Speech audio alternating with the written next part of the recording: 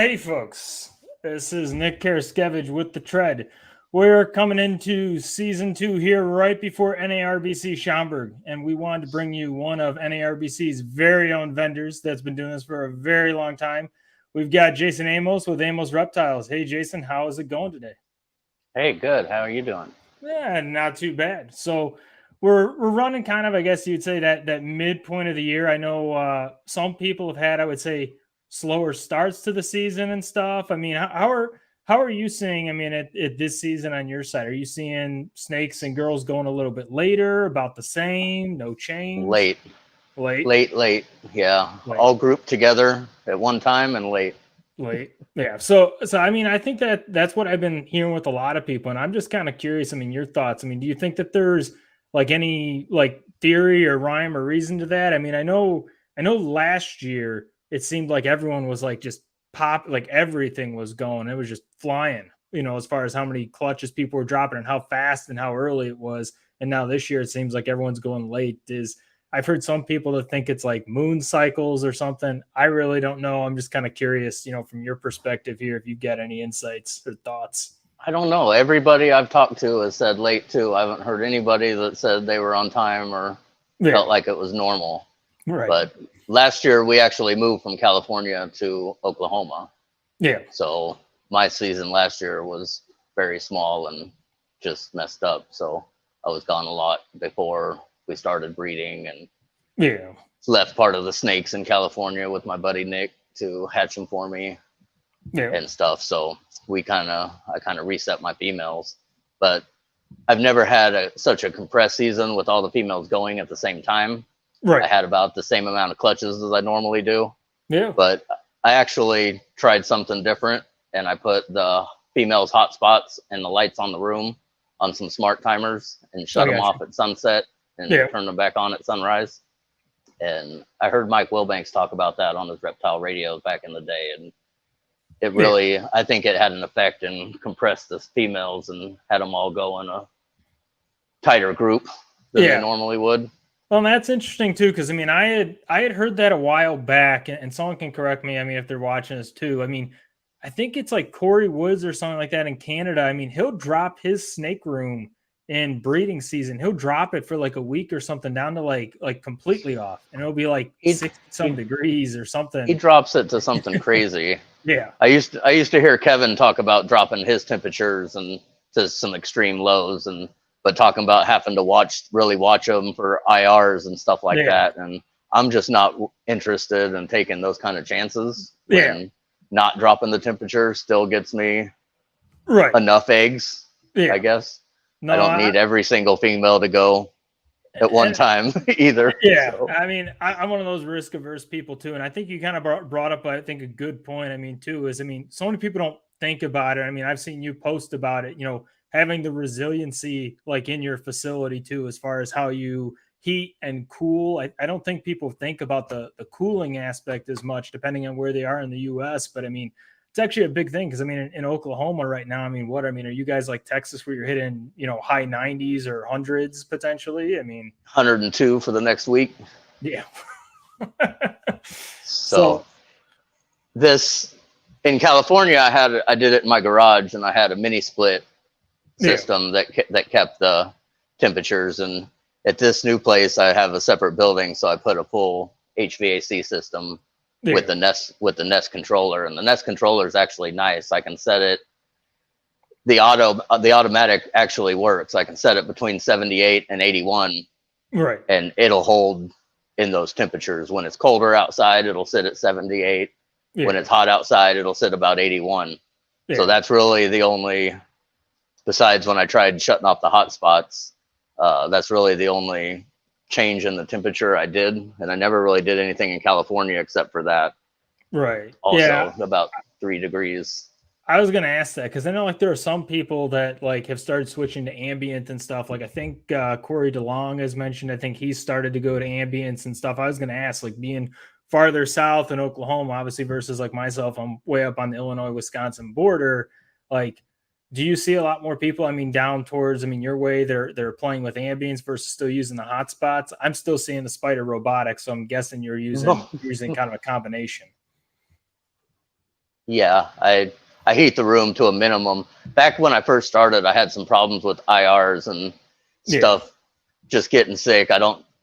It was also back when buying stuff off Craigslist and here and there and buying adults and all that stuff. Once I started heating the room that they stayed in, I stopped having respiratory infections. I stopped having any problems. I haven't had a sick snake in like 8 years or something. Right. And they just shouldn't be getting sick. Yeah. I try not to add too many and not from crazy places if I can help it. But I think that's an interesting point, because I mean, like, your business, obviously you're completely focused, I would say, for a very heavy part of your collection all around, recessive projects, and you've been that way for a while. I would say even before, to a degree, some of this like recessive craze and recessive push. So like, I feel like half of my ball python career, the first half, I didn't listen. Kyle Hoffman and some people tried to tell me a lot, recessive, and I just didn't listen. Seemed like it would take so long. Every time I got a female clown, somebody bought it off me. Yeah. And it was hard to really make that switch. But once I did, I just did it fully. And and I think that's something where it's like, I see some people obviously like right around the same time as myself, getting in past 5-6 years, or even the past 2 or 3 years. You see some people that they're wanting to go that recessive route, but obviously, like, I look at a collection like yours, like you've still, been able to have a lot of codoms in your recessives and high quality stuff like acid and stranger combos, moving into things like Clown Pieds. Where do you think that balance is, as far as when people are kind of building out that collection, as far as those incomplete dominants and codoms and recessives, that kind of be able to not stick themselves into a corner? I think it needs to be a mix of both, and a mix of recessives that can be combined together at a later point. Just kind of a plan to everything you're working with. Can you combine it together at the very end? If it doesn't work together, if you got a bunch of different projects that you can't combine later, it seems like a waste of time. So I've tried to structure stuff that I started with, like Clown Pied as my first double recessive. When I decided to move into recessives, I decided to move into double recessives instead of trying to catch up starting with singles. So I started with Clown Pied, and then I thought, well, what do I want to combine that with? So I started buying some double recessive color mutations, that hypoxanthic, hypo rainbow, hypo desert ghost. Hypo is a big theme, but I love hypo. Some people now don't, but I think it's as good as desert ghost. Just doesn't carry the value, so a lot of people turn their nose up at it these days. But in triple and quad recessives, it's amazing. It's an amazing addition to a pied and a clown are nice, but a hypo pied and a hypo clown, a hypoxanthic is amazing. That's one of the most overlooked combos. People see my hypoxanthics and they're like, oh my God, how come this isn't more popular? And I'm like, I don't know. I can't explain that. It's super nice. I think it's funny you've mentioned that. So like, I don't know if anyone else has noticed this, but like, used to like really commonly, and I feel like you still do, like with the hypo DG, you still see a decent amount that's still out there, but like all of a sudden, like, you used to be able to find hypo clowns in the market. Like if you look now, like a lot of the hypo clown stuff, like you don't see as much stock now. All of a sudden, everyone's starting to hold it again. Hypo pied stuff, again, more people are starting to hold it again, and some of the other things. They're all switching to desert ghost. They all want to make a desert ghost clown now instead of a hypo clown. But so if I'm going to do it, I'm going to do all three. I'm going to make a desert ghost hypo clown. Yeah, exactly. If I leave one out, I have a lot of I bought a lot of hypo desert ghost combos. I bought one, and then I liked it so much as an adult, I had to get some more. But I think moving those into different things. But now that I have those double recessive, double color girls, I can put the Clown Pied to it, or I'm about to get a monsoon at some point here. I can put monsoon to those double colors. I can put different recessives, different codoms, different things to those double colors, and it comes through. Yeah, I think that's a really good point. I think is like how you're mentioning, like obviously stacking the genes, but also stacking the color palette. I feel like I see a lot of people that sometimes they stack genes, but they don't think about like the color palette or how they're going to interact.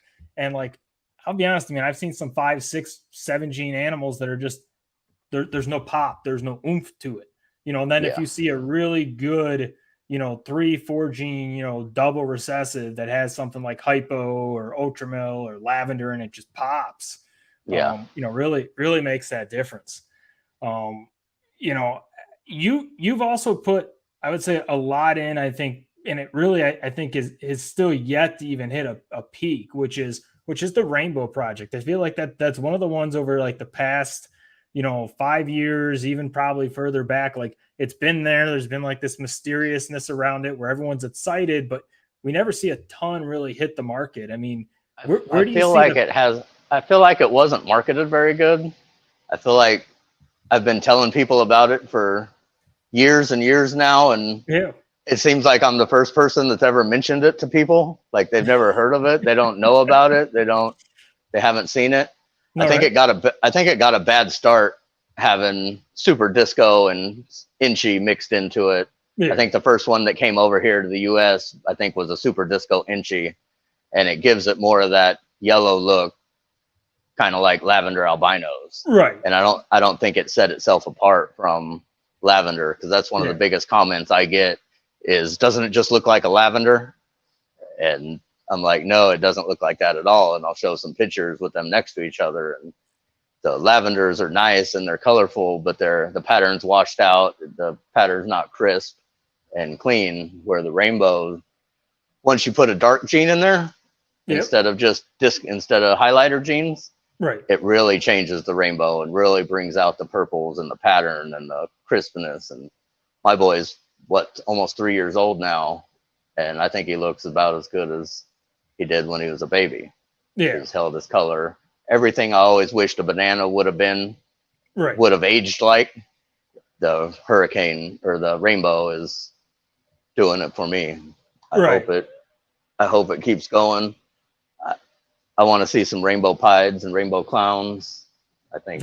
I mean, for me, I mean, I'll be honest. I mean, I'm waiting for you to get your stranger stuff into rainbow. I want to see some stranger rainbow clowns. I mean, yeah. So I finally got my first clutch from my boy, and he proved out to be super hurricane. I bred him to a hypo butter girl. Yeah. So I made the whole clutch was hurricane hypos and hurricane butter hypos. My boy was supposed to be inchy. I'm not sure now if he is inchy. He's either super inchy or he's not inchy at all, because all the babies are the same, and it's hard for me to tell whether they've got inchy or not. Talking with Kyle Hoffman, he doesn't think it's got inchy in it. So I think I'm just going to not call them inchy. And if they prove to be inchy later, then we'll change it. But I'd rather not sell something that's not in there. No, I'd rather undersell something than oversell it. Yeah. So for now, I'll just call them hurricanes. But they're awesome looking. They're pretty good. I picked up a blackhead hypo het rainbow, so I could get another gene and another combo in there. She's just a little baby now, so it's going to be a little while. Yeah, but I actually bought that boy with the plans on breeding him to my Clown Pied girls. I got you. And I want to make hurricanes quad het, and then just throw them on the shelf and breed them back, and then be a flood of crazy nice stuff one day. Yeah, and I think that's a key point. Like you hit, like you're going for the hets right off the bat, going for the quad hets, the tri hets and stuff. And I think like that's one of those things. I think a lot of people, when they get in, they want the validation, I think, like right away, and they're always looking and looking. But I feel like you just kind of nailed it on the head there. It's like, if someone's looking to stay in, if you're looking to get somewhere, you got to put the work in. You got to put the hard work in to make your triple hets, your quad hets, because I mean, those don't come available on the market that much all the time, or not with the right genes that you want. No, or not females. Not females. Yeah, I learned back years ago when I first got into some of the more expensive projects. I was one of the first smaller guys to have banana, or to have coral glow actually, and I think I was the second person to have both banana and coral glow at the same time after Brock did. And then right the next year I got GHI, and I had a great time making new combos, world's first this and world's first that, codon combos with both of them. But I found myself in a place 2-3 years down the line with no recessives in it. The price had dropped so much that it's just down to normal stuff, and seeing all these people that got banana and GHI after me that have banana clowns and banana pieds and this stuff. And back then there wasn't, not as many people had clown females and pied females. A lot of people had more normal stuff. The crazy female collections people have nowadays is pretty amazing. But so definitely I learned my lesson there. And when I got Stranger a few years ago, that was the first thing I did. I didn't really care about making what combos I made. Made a few combos, but I put them to double het hypo pieds and double het lavender exanthics and double het. And my boy was just het clown, and it wasn't visual to visual, but I knew my girls were really hets, and I knew the boy was really a het. And I was just keeping most of these females, so I kept some of them. I sold some of them as possible triple hets, and people loved that. They got it for a regular Stranger price, and they got 3 chances for it to prove out for different things. Right, at least prove for one of them, hopefully. My buddy bought the Stranger het pied, possible het clown, and he just made the first Stranger clown pied last month or a couple of weeks ago. It's pretty nice looking. Yeah. And so yeah, I just put them into that stuff. So right away, the second year I made the first Stranger pieds. Last year I made the first Stranger lavenders. Yep. I just hatched my first Stranger hypos. It wasn't the first ones, but I made mine from scratch. Right. I just cut the eggs, and I just missed on the first Stranger exanthic. So I'll have to wait for next year to get that one. But my boy's double het lavender and exanthic, and I bred him to a double het lavender exanthic. Got 10 eggs, 0 lavenders, 0 exanthics. 8 out of 10 Strangers. So what are you gonna do? That's an interesting one. So like the exanthic lavender stuff. So like I feel like that's one, like we saw the snows, or I think they still call them snows, just like the boas. I mean, we saw them come out. I feel like it was hot that first year or something like that, and now you've kind of seen it like simmer down. But you haven't seen a lot of people do, I would say, a ton with the project. Since then, or at least shown off, I should say. They're amazing looking. They're amazing as a baby. They age wonderfully. They look just like they look as a baby, basically, as an adult. I really like the lavender snows, and it's kind of like the exanthic hypos. Everybody that sees them loves them, but nobody thinks about doing them, or not as many people. Yeah. I had my lavender snow boy, and I had a pied girl a few years ago. And she was just little, but she grew some follicles. So I stuck them together, and I got 3 eggs. And I hatched 1.2 triple hets out of those and just threw them on the shelf. Right. And then 2 years ago, when I put the first one together, I got 6 eggs, and I hit the lavender snow pied male right out of the thing. So I have a clutch in the incubator that's hatching now that has 2 lavender snow pieds in the clutch, and they're cool. They hatch pure white. They look like a bell, and I was confused when I hatched the first one, and I didn't know what the heck happened, how I got a white snake. And then after the first shed, I could see a faint saddle, and then after they age, they look really nice. They're more of a yellow than a dreamsicle, but the pattern, the black, or the pattern is more, you can see the pattern. It's more crisp. Yeah, I think that's another thing. I mean, you've obviously Clown Pied, obviously a super popular project for double recessive and stuff, but like you hit on a couple of those, like both the true ghost with the hypoexanthic stuff, and then the snow stuff with the lavender exanthic stuff. I mean, where do you, like, when you're like looking at projects and stuff like that too, I mean, do you like, are you trying to try to find that, I guess, that tweak or that angle? Because I feel like a lot of times when I'm seeing, some of the stuff on your table, you're consistently trying to do something instead of just doing, I would say, like we're the 66% where everyone's driving in that center lane. You're like trying to hit those, kind of differentiating factors and stuff. Is that kind of always your goal, to just try to have something that's that little bit different? I want to have the new and nicest stuff, but I also want to have the nicest looking stuff. And with back when I first got my first hypoexanthic, I took it to a show with me, and I took an exanthic clown with me. I just got one of those too, and I took them both to the show, and I wanted to show off that exanthic clown because I was so excited about it. Yeah. Like 4 years ago, and nobody at the show They were in the case right next to each other. Nobody even looked at the Exanthic clown. Everybody that walked by pointed and commented on that hypoexanthic that was 20% of the price of the Exanthic clown. The only people that came by and said, wow, about the Exanthic clown were people that knew. That knew what they were supposed to like, that knew what the value was. But just the general public, if you don't have to tell them why it's expensive, if they can just see it and understand, then I think it's a lot better and it's going to last longer. And one of these days, we're just going to have to be making really pretty snakes and not just expensive snakes that have a bunch of stuff in them that people have to ask you why is that one so much? Right. And I think that's an interesting point. Like, as we start seeing people go more and more, you know, triple recessive, I don't know if anyone's hit a quad recessive yet. Someone can comment. Okay, someone did.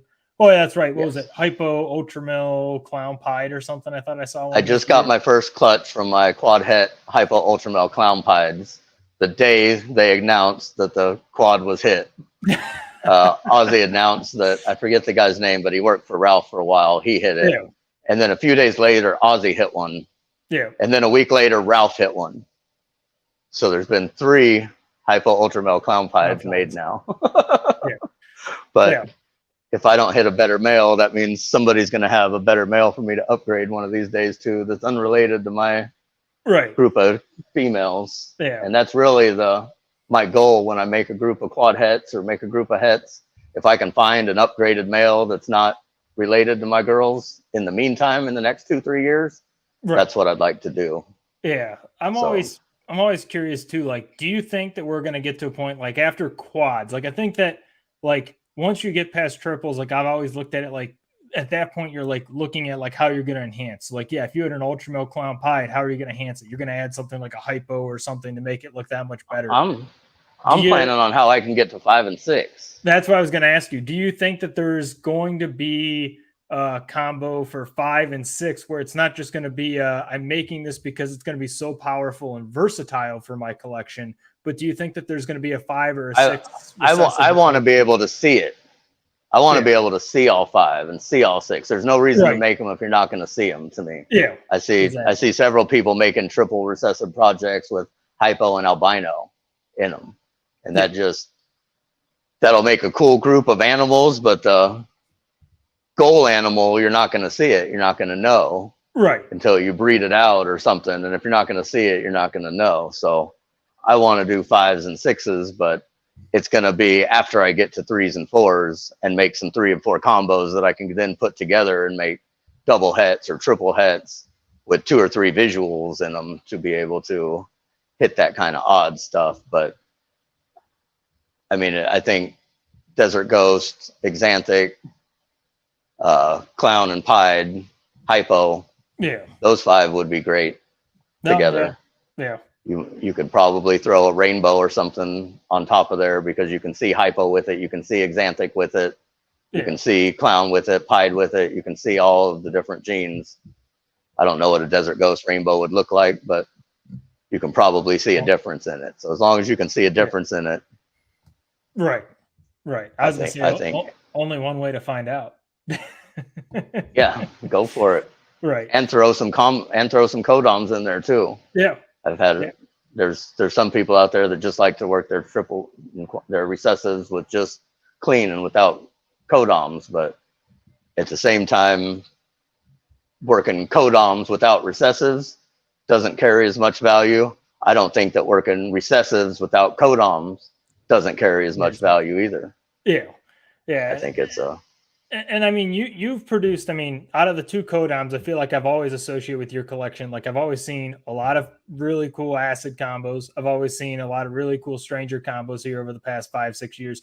I mean, it seems like you're adding that into a lot of your recessive projects. Is there one of those codoms that's like your go-to? Maybe it's one of those, maybe it's Hurricane or something as far as bringing into those double and triples? What everybody really knew me for a long time was banana and GHI combos. And really a lot of banana stuff I've always done. Banana has sold for me really well, really good. I had one of the first mail makers before anybody knew what a mail maker was, or there was a mail maker. When we got our first banana mail, I was told it was fixed and it should make 50-50. But I didn't know that the guy I got it from, he actually got one of the first 4 male makers that year, and him and a few other guys got them, and they hatched all boys, and they got together and talked about it, but they didn't tell everybody. So everybody thought there was still a shortage on boys, where they're out selling boys for $50,000 a piece, Right. left and right, because for the 10 years before that or so, for a bunch of years, banana and coral glow wasn't really a thing. It was something you seen pictures of, but you couldn't really get your hands on it for years and years. And then there were females available for a little while, but nobody could really get a male. And there was actually rumors that people were killing males to try to keep the project slower and stuff. But it really turned out the first males were female makers. The first banana was a female, and so the first boys that it came from it was female makers, and the first coral glow was a male, but Kevin bred it and it made females, and then it died, so Kevin had to restart with those 2 females, and so all the boys he made from those females were female makers. So you couldn't get a male and all that stuff. But yeah, so those were the best 2 GHI and banana investments I had back then. And then I was in a bunch of other stuff, bamboo and scaleless head, and none of them really did as well as those projects until Stranger came along. Stranger came along at a right time, where I think a lot of people had been looking for something new to invest in. And I just happened to hit it and and had a great time. That one now, I mean, obviously in the past, I would say like 2 years has now started to become, I would say, more quote unquote readily available. Yeah. And I tried getting Stranger 4 years before I actually got it. And he was only selling like a certain number of females, 10 or 15 females a year for the first few years. So I kind of waited and stayed in touch until I could finally get a boy. Usually when I make an investment, I invest in a boy, and I can make myself a bunch of girls.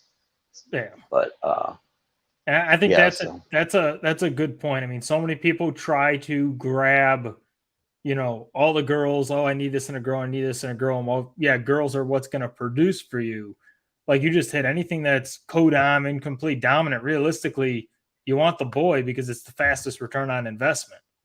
You make he's gonna spread his genetics to the most offspring too. Right. I mean, starting out, me and a friend got GHI at the same time. The first 3 years, he didn't make anything, and I totally killed it for 3 years. By the time his girl got up to size, I had girls laying eggs at the same time his did. So it he thought he was going to make supers faster than me, but it really didn't equal out that way. Yeah. Super Stranger clowns, yay or nay? Where do you think with that? Where do you think it's? I've seen a picture of what Roland thinks is a Super Stranger clown. Yeah. And it definitely looks different and more extreme than the Stranger clown in the picture that it's next to. Yeah. He had asked me not to show it a while ago, or not to spread it around. So I just took it and seen it. He didn't want to throw it out there and say this is a super without proving it. It was a female. There was also another one that was a super pastel, Super Stranger clown. And they both made sense to me, what it looked like. I've shown the people the photo, and everybody agrees when they see the picture. I just don't send it out. But if you see me at the show, I can find it and show it to you. No, right. So I think there's still a good possibility. I'm not sure about the other Super Strangers, what's been made yet, whether they're supers or not. I've made some really reduced patterns and super looking strangers. Yeah. So we'll have to see what everything proves out as once it's bred. People are wanting to know. I mean, you bring any rainbows to Schaumburg? Everyone wants to know. I won't have rainbows. I'll have the babies from that first clutch, the Hurricane Hypos, with me. I only have the one rainbow, the male. Right. Yeah, everyone. But I don't know. Maybe I'll think about bringing them just to show them. How many Hurricane Stranger double head hypo rainbows you have hidden? Now this is the first clutch I've had from him. I got him from Palumbo, and I got his sister, a female that's supposed to be an Inchy Hurricane Hypo rainbow, or an Inchy Hurricane Hypo that's 66% het rainbow. I bred her this year and she didn't go. So we'll see whether she's Super Hurricane or Het Rainbow or something one of these days. But I really, those were the only pair that I started with. I wasn't I just got him really to make the quad het to breed to the Clown Pied girls. He bred both of them this year. They didn't go. What are you going to do? Right. They're going to go in the fall. Like everything else. They just start building. They'll go next year. So they're ready. They're full of it. I mean, looking obviously ahead, obviously now into this weekend with NARBC Schaumburg. I mean, people are coming to your table. What are they? Is there anything special that's going to be on the table or something, specific, if they're looking for a lot of something for a certain project that you're going to have, or I'll have some of the lavender snows that are het pied. Yep. I bred that lavender snow pied to a couple of lavender snow girls and got some nice clutches of lavender snows. One of them was actually a split clutch between my stranger, but he only fathered 2 babies, a normal and a lavender, but he was 50% het lavender. So it proved him het lavender, which was cool. But the other ones were all fathered by the lavender snow pied. So they were all lavender snows. So that's actually a good point you brought up too. I mean, you've mentioned obviously a lot of, POS hets and whatnot. Do you use the shed testing, or are you still like old school? Like, hey, let's breed it out. Let's prove it out. Like, where do you feel the space is, at least for you? Obviously, everyone. I don't like the shed testing. I wish it would go away. I wish it never came. I don't know. I don't really like what it's going to speed up the market and stuff. But at the same time, it's a new tool. I'm going to use it. I'm going to take advantage of it. I'm not going to be left behind because I want to throw a fit about it. So I had a few clutches tested last year for het pied, and 67 of them percent proved out het pied. They were 66% het. So it made a difference in that clutch. It made a difference in the value and what the snakes people wanted. They knew they were really het pied. I'm sending Ben about 60 stranger sheds so he can start working on a stranger test. Next week. I got them all collected and I'm going to send them over to him. Normally you don't need stranger tests, but the stranger pieds are a little bit hard to tell. They're a little bit leopardy-ish. You can tell that it's not a regular pied. They're darker, they're dirty, some of them are really extreme and really neat, but some of them are just a little bit darker. And I told Justin a stranger leopard het pied, and I seen him sell a possible leopard pied. It had another gene or 2 in it, and I guess he wasn't sure, and I could see how that could happen. So if we had a stranger test, there was also another snake that we hatched out that's either a blackhead Mojave stranger or a blackhead GHI stranger hypo. So it's purple and patternless and very similar to the stranger GHI mystics I made. So we're not sure one way or another. I don't want to give it away as the cheap one. And so it'd be nice if we could test it, know that it's got stranger in it, know that it's going to produce. So I talked to Ben, and it's one of them that he wants to work on. So I'm going to send him that stuff. I'm excited for the VPI test to come out. I've got a bunch of stuff that I want to test for VPI and find out. I think he said into summer, late summer, something like that. Yeah, I mean, I've been hearing grumblings about that. I thought I heard maybe it was Canada or someone had VPI, I think, or was about to. I asked Ben when he was on one of the lives, and he said late summer. Okay, yeah. When they were talking about the Desert Ghost stuff here recently. Yeah. The Desert Ghost stuff, I don't know about all that. I think they tried to come out with that a little bit too early before they really could explain it. And their explanation didn't make sense and confused everybody and didn't get the flood of sheds coming in that they had hoped for to really figure it out exactly. So I'm just going to treat my stuff like a simple recessive and breed it like we've always done. I don't have that much. I made a few clutches of hets this year. I just got into Desert Ghost heavier last year. I really didn't have that much, so I don't have that much to produce this year. But how many recessives do you have in your collection? I mean, there's 15, 16 or something recessives known, depending on how people feel about I don't know. I didn't even know how many there was. Yeah, I mean, I think it's 15 or 16, depending on how people think on or look at like paint, because some people say it's not recessive, some people say it is, and then same thing with like zebra. There's been some argument on, but I think they're both recessive. I don't see. yeah, You can't pick out paint in a combo. You might be able to a clutch of normals kind of pick out and have a better chance of seeing it. But I think you can say the same thing with monsoon and sunset. So you're not going to call those recessives either, because I think monsoon and sunsets have a look to them just like paint and sentinel does. Right. Yeah, I was gonna say, I know, what is it, monsoon in Canada, people call the het monsoons fractals or something like that. Mm-hmm. I was in some Discord and all the Canadians were all up in arms because they're like, it's Kodam or something. So I believe that point could be argued. I believe that my first stranger probably came with het moray. I talked to Roland and had mine. I make some crazy ones. I make a lot of different ones. Some don't look like others. Some don't look like other people. Don't make some that look like some of mine. Yeah, no. And a lot of people have thought it. I had contacted Roland to find out what kind of odds where my male came from, and he looked it up for me and got back to me. He told me my male, his mother came from the founding clutch of Stranger that proved it genetic, and her father was the proven het moray that produced all the visuals for him. Right. So his mom's 50% het that Roland never tried. So it's not a very far jump to assume that she could be het and he could be het. Right. So hopefully I'm going to try to get a monsoon boy and put him to a bunch of stranger girls. And I look at it as a win. I can either win or I can win. I either make some strangers that are het monsoon, or I make some visuals right out of the gate.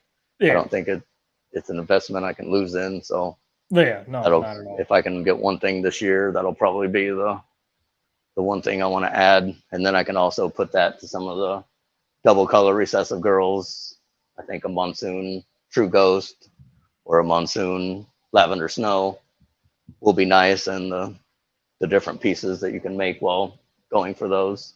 Yeah. Just the exanthic monsoons and lavender monsoons and hypo monsoons and I think stuff will be pretty nice. I think monsoon in general is one where I think, like, one, I'm still interested to see if someone finds a way to distort that pattern even more than where it's already kind of pixelated. Because right now, I'm afraid you do too much to it and it's going to go away. That's why my idea is more recessive colors, and I'm not so hot on adding too many codoms to it. Some of the darker codoms seem to help intensify the pattern a little bit. I know pastel isn't a very good route for that. I seen a pastel stranger moray, and I was pretty disappointed in that one. That one kind of looked like a wiped out genetic stripe or something. The power's there. It can breed good, but it's going to be one of them animals people ask, why is that so expensive? Yeah, exactly. I mean, I think obviously this season with everything kind of going late, is there either one specific project or specific clutch or something like that you're really, I guess, looking forward to or hoping to hit on or something? Yeah, there's several of them. I don't make very many clutches, so everything I make pretty much has a purpose or something. But I got my first clutch from those quad hets, the hypo ultra male clown pied. When I made the triple het last year or the year before, I knew I screwed up and used all my odds up. So last year when I tried to make the hypo clown pied, I think I had it down to 1 in 16 odds, and I had like 24 eggs and missed totally. So I got one more clutch for hypo clown pieds this year. I'd love to hit one of those. I've got one clutch for a hypo exanthic clown. Longer odds, but what's the pairing? Inchy clown, double het, hypo exanthic. Oh, gotcha. To a Mojave disco triple het female. So I could hit a hypo exanthic clown, and it could have a few codoms in it. Disco is one that I really like that I'm trying few years ago when I seen that Super Disco Clown. That's another one I show a lot of people that know, a lot of people haven't seen. A lot of people don't know disco. Yeah, they don't know it's in the fire group. They don't know it makes a darker super than vanilla. I think it's the nicest fired black-eyed allele to me. It makes the best supers. And the Super Clown is cool. So, and that's actually what I was going to bring up and ask you your thoughts on it. Cause I mean, I see a lot of people for the same thing. It's like they write it off and they automatically jump to fire, sulfur, Lucifer, whatever you want to call it. They're all three of those to me. To me, they're dead ends with a white super. Right. If you can have something that acts the same in a codon form, but has a super that you can go all over the place with, it's just a better project for me. I'm the same with Mystic and Mojave. I'm a Mystic guy, Mystic Phantom. Yeah. Same. I have a couple Mojaves, but most of my projects, they all get Mystic and Phantoms. And I don't usually go the super route, but if I ever do, I'd rather make Super Phantoms than Super Mojaves. Right. I'd rather get a purple snake than a kind of off the beaten path white snake with a purple. Yeah. Throw too much in there, it might go back to white though. Yeah, right. I made the super Mystic Hidden Gene Woma back in the day, and I was confused as crap because it looks just like a Super Mojave. Because the Hidden Gene Woma. It wiped all the pattern out. I thought because the Super Phantom Spider had a lot of pattern and didn't even really look like a spider and stuff, that the Hidden Gene Woma would have a similar effect, and not even close. Yeah. I think that's that's an interesting point, brought up, Hidden Gene Woma. Obviously, like Spider to this point, I think is almost kind of to a degree. You've seen it kind of run its course in the industry. I feel like I hate to say that, but it's still, I had to move all of them out. I have one left, but and I'm the same way. I've got one left, and it's only because unfortunately it's the only male that hatched in a recessive project. So she was the only and she had pied I had for a long time. But like, what do you think? I mean, or feel still about like some of the other ones I've seen that complex, like Hidden Gene Woma, Champagne. I mean, those have still, in a sense, seemed to. I did a lot with Hidden Gene Woma back in the day, and I really like it. I didn't have any problems with it. I didn't have any Hidden Gene Womas wobble or anything until I crossed it with Cypress. When I crossed it with Cypress, they were a train wreck. They spent more time upside down than they did right side up. Way worse than spiders, way worse than anything I had. So I quit making those too. But I like Hidden Gene Woma. I like Blackhead. I like Cypress. I wouldn't personally put any of them together anymore. I don't really even the ones that seem to work. A lot of people want to make the chocolate spot nose clowns and stuff. To me, I'm not really convinced that none of them have problems. Do most of them not have problems? Do all of them not have problems? It's still spider complex breeding together. So I'm not chasing those. I don't do blackhead complex or black pastel complex together anymore. I had problems with het reds, the black pastels, and different ones that were supposed to be good and not have the problems. I still had babies dying and kink babies and stuff. So anything that has a problem, I tend to stay away from. I don't want to have that because it's going to be the star animal that's messed up. Right. Yeah. It's always the one that you want to do all of that stuff. I had the first quad recessive made was Hypo Caramel Clown Pied. And my friend Steve Russis made it, and he offered it to me. But in talking with him about it, it was going to be my main animal and my main project animal. And everybody wants to act like Caramel's okay now. Caramel has problems. Caramel kinks. Caramel females don't lay good clutches. They may lay an egg or two, but they lay mostly slugs. And it's just not, it wasn't something that I wanted to wrap up in my multi-gene, multi-recessive stuff, and end up having some years where I had a bunch of good babies and some years where it was every clutch was a train wreck. And that's how my buddy Steve said that his caramel stuff went. Some years no problems at all. Some years he didn't know what the heck, and he's tried different incubation temperatures and all kinds of things. And do you ever think, like, because back when obviously caramel was newer, before kind of everything came out with that, and obviously Ultramel, and then people were trying to make, what was it, the Carmelos or whatever. Do you think that there's still potentially a lot of caramel probably that's unknown hat, or that, let's face it, maybe some people know and they're not sharing, that's still floating in ultramel lines to a degree? Or do Oh you think yeah, I'm we're sure. probably past that? Ultra. Do you know the story of how Ultramel started? No, I do not. So Ultramel started in in some babies that were supposed to be het caramels, Okay. and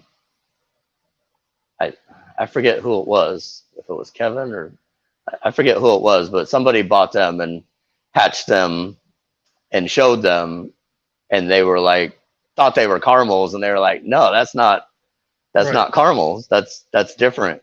And then out of the same group of animals hatched caramel, and then out of the next clutch or so hatched the combo, the Carmelo. So it started together. So there being somebody finding caramel in their Ultramel, wouldn't be surprised. It's got to follow down some of the lines, some places. There's a lot of people that are finding caramel in their Desert Ghost also. Okay. And I have a friend of mine that's local that for 2 years she bred her double het male to double het females, and instead of producing exanthic Desert Ghost, she kept producing exanthic caramels and caramel desert ghosts. Oofta. Never hit the other one, so we got rid of that male, and I got another male, and we put them together without the caramel in the boy. Hopefully, don't hit no more visual caramels in there. Is there a story to why all the caramels in, like why there is that in the Desert Ghost? I don't know how it got in the Desert Ghost. Yeah. It seemed like over at the Bell. I don't know if that started at the Bells too, but they've got such a big collection and breed stuff together and hold everything back. And they started Desert Ghost back in the day when nobody cared and nobody wanted it, and they probably couldn't give half of it away, so ended up shelving so much stuff and ended up coming out in a good position years later when everybody jumped back on it. No, right. I hope everybody learns about rainbow someday like that, and it comes back and has a big recession. I don't know if you knew that Desert Ghost males were $75 and Desert Ghost females were $200 back around 2014, 2013. Yeah, I mean, I had some buddies and stuff before I got in. You couldn't give a het away. Yeah, they got in around 8 to 10 years ago. I remember they were making that joke that it used to be dirt cheap and no one wanted it, didn't care. And a couple of guys I know who when the Kodam Desert had its problems and everybody found out and that project died, it killed the Desert Ghost with it, because nobody realized they were different, and they thought they were desert hypos, and it was a mess. Right. Will's wanted to know if the Crowder line came from the Caramels or was that the Noah line. I don't personally know. I've never heard of the Crowder line. Yeah, I haven't heard of the Crowder line either. I only heard of the Noah line to Ultramel, but I don't know where that maps back to. I don't know. I mean, there's been so many different lines of different things brought in from the wild. So who knows how many other Ultramels were brought in besides the one that popped up from the caramels. Yeah. So maybe there is other lines and stuff, and Noah probably found one at some point. They realized they should stop selling us the first one of everything. And Noah has Freedom Breeder racks down in Africa.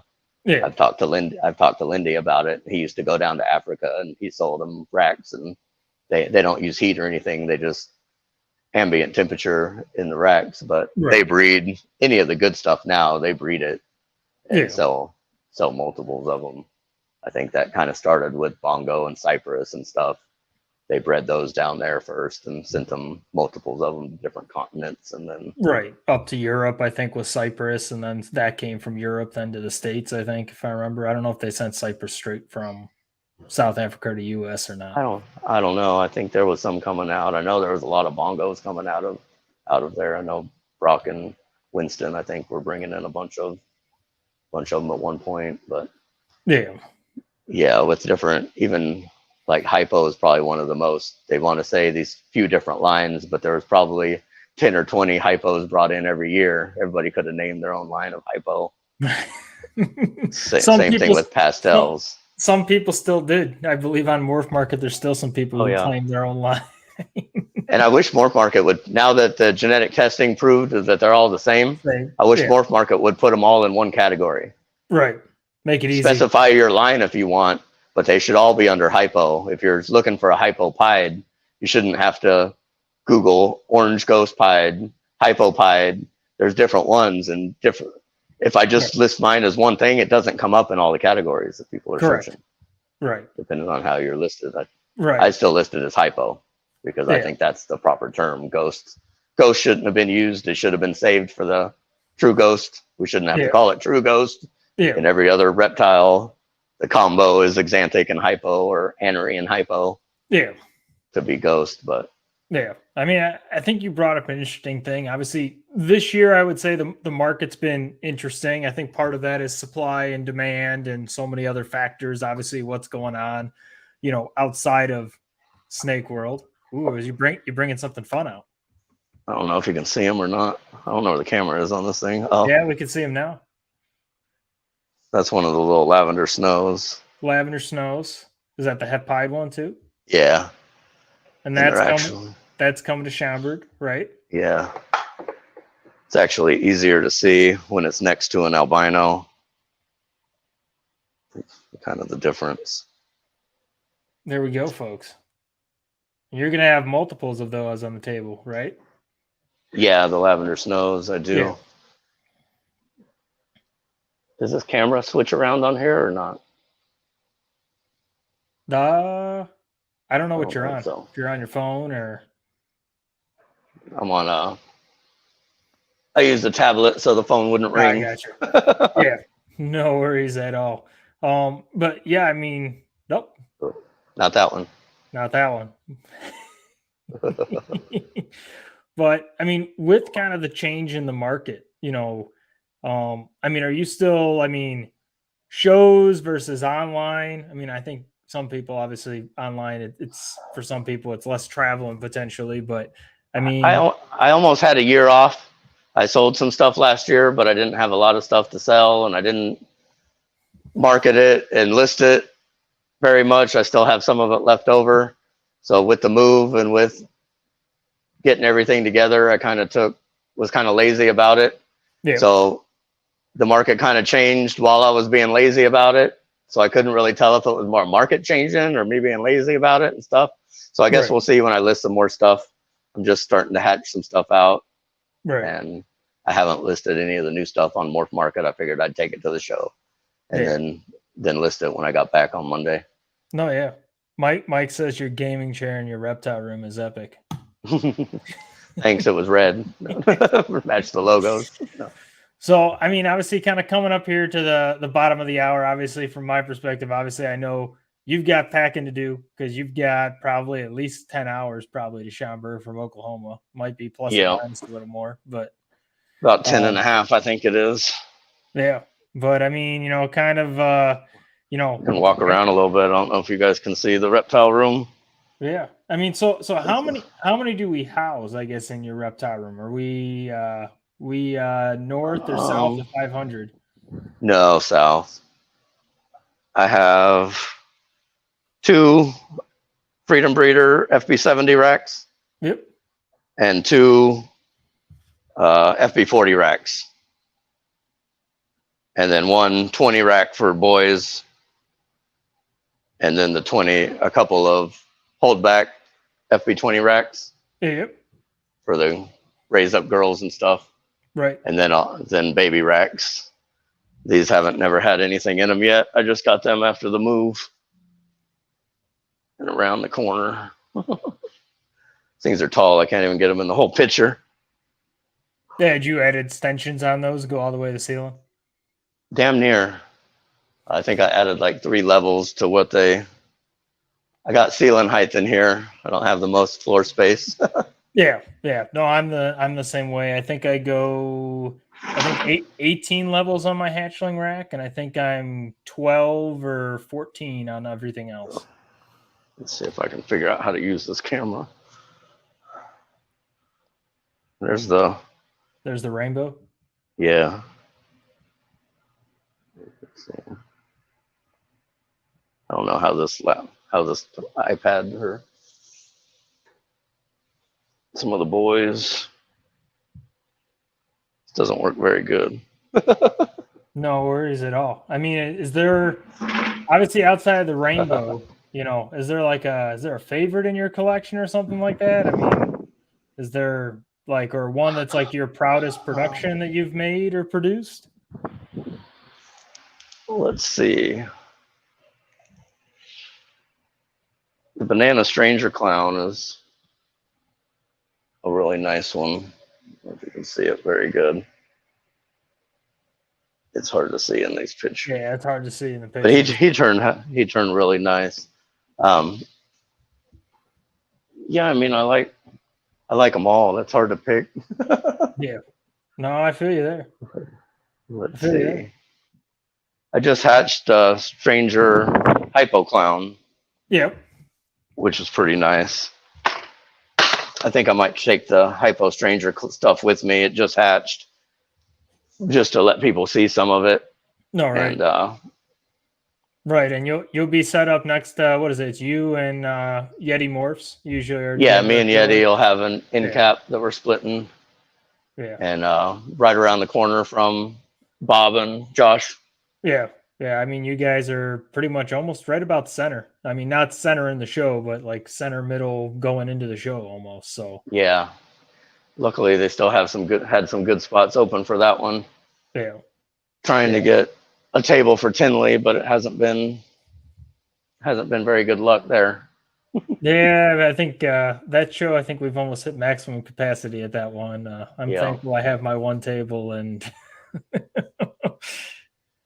I'm just thinking. Yeah, I've been going to the show for the last 10 years, but since I wasn't vending it, they didn't really know who I am and stuff. So hopefully doing the other shows, eventually one of these days they'll give me a table, but all right. We'll see. Someone will retire. Someone will retire, right? See if I can. They say they don't want no more ball python people. Yeah. There's always room for Don't be jealous. There's always room for one more is what I always tell people. But technical difficulties there. No. But I mean, other than that, I mean, obviously I know we're kind of coming to the top of the hour. Like I said, I don't want to keep you, too late because I know, like I said, you got to pack. You actually have to sleep, actually be coherent driving on the road. So that then you can. A little bit. It'll be a long day tomorrow. We'll get up and I think I got to do the list tonight, and then we'll pack snakes first thing in the morning, and then get on the road. No, right. My buddy Zach's on his way up here. He's gonna ride with me. Yeah. This one, and yeah, I hope it's a good show. Hope the crowd shows up. This is the first time you've done Schaumburg, right? Yeah. Because I know I've seen you at St. Louis. I think you've done NARBC Arlington. Yeah, I did Arlington. I did the last Tinley. Yeah. I got some tables last minute. I have one table at Arlington, so we'll be down there. And we got St. Louis tables. I think I got a whole end cap at St. Louis. Yep. And then but I mean, booth location for people that might be looking for, like I said, I mean, you're right about center, like in the first kind of set there towards the center when you come in. Right, like you said, right behind Bob and Josh. I think it's 511, 509. Okay, there you go, folks. 511, 509. Don't worry, folks. On Friday, I will be live, so I will show you exactly how to get to Jason's booth along with everyone else who's been on the show. That way, folks don't get lost. But I mean, I'll from my side, I really appreciate. Obviously, you got something else to Let's show. see if there's another one. I don't know if you can. If you can see how dark that pinstripe is or not. Yeah. So what do we got at play in here? It is acid, black pastel, leopard pinstripe, double het desert ghost clown. I was gonna say there's got to be a head in there. You can't tell me you don't just eat it. A couple of them. I don't like this camera. I'm gonna do it with my phone next time so I can turn the camera around. Yeah, no worries at all. But he'll also be at the show. Yeah, I'll bring him, and there's a female that's the same combo almost. It's Just without acid the black leopard pastel? pinstripe inchy Okay. Yeah. and acid leopard pinstripe black pastel. Double het DG clowns, and then the rest of their clutch mates. That one's got a neat belly. Yeah. But yeah, that was a bee. Well, yeah. I mean, like I said, we'll kind of leave it here. That way, like I said, you can actually get some time to relax and kind of be able to enjoy. Hopefully tonight, before you got to get on the road and drive 10+ hours. But I mean, from my side, obviously, super awesome to be able to have you on the show. Be able to kind of show off at least a little bit of your collection, a little bit about what you've been working on here for a real long time, and obviously all the hard work you put into it. But I'll, leave it to you. Any, last words you want to say to people or people who are looking to come out to the show? Leave it to you, man. Just come out and see us and chat, and it should be a good time. Yeah. Appreciate you having us on. If you want me to come back and do it again sometime, just let me know. For sure. Even And if, you can't if it's spur of the moment, if you have have something or something.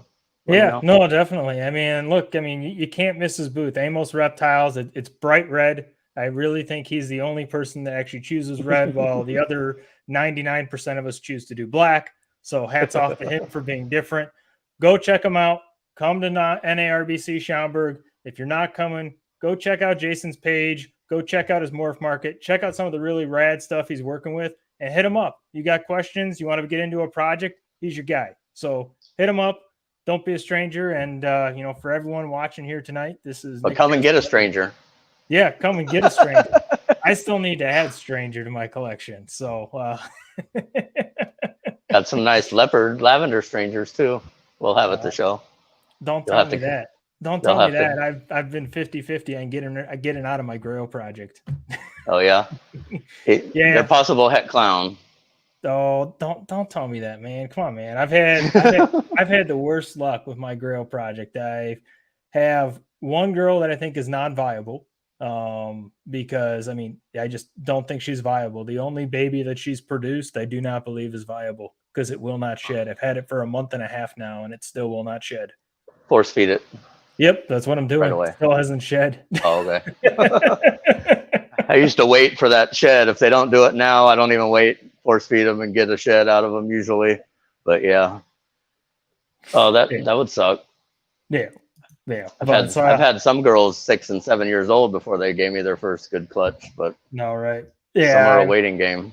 Yeah, I have a feeling that my all my butter double het lavender clown stuff, I think that stuff is toast. That girl's toast, but we're still hanging on to the cinnamon genetic blackback stuff, and hoping that gives us some clutches here, but late season, so we'll probably find out in February. Yeah. But yeah, I think you froze. Oh. I can still see you. Yep, there we go. So unfroze, but yeah, we'll see you at NARBC Schaumburg. I'll be live on Friday, folks, at the show. I'll be going around showing you what all the different vendors brought, show you where their tables are at. So make sure to tune in on Friday, 4 p.m. We will be live during VIP, be able to show off some stuff. You have a table at the show? Yes, I do. Where's your table? Mike 8 something. I'm right next to Reptile Basics, which is great because I can buy more boxes. So, but all righty, folks. This has been Nick Careschedule with the Tread, and Jason. Take it away, and we'll close it out from here. All right. Well, thanks everybody for tuning in and checking us out, and we'll see you at the show. Yep. See you at the show, folks. Take care.